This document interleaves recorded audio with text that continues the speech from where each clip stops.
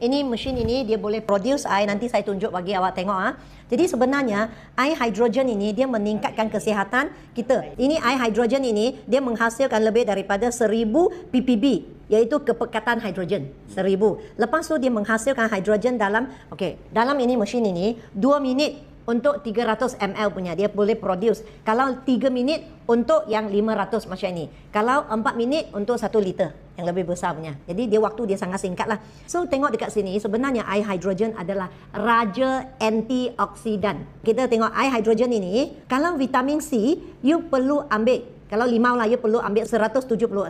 Kalau anggur you kena ambil 221. Bahan-bahan yang you nak ambil vitamin itu daripada makanan, dia banyak tau. You kena banyak. Contohnya dekat sini. Tengok pisang 252. Lobak ini 13. Apple ini 172. Dan ini bayam kan 30. So, hanya minum 500 air hidrogen boleh mendapatkan jumlah antioksidan yang sama seperti buah-buahan ini. Tengok dia punya bezanya. Jadi kita kenapa mau susah-susah pergi beli banyak, tetapi hanya 500 ml sudah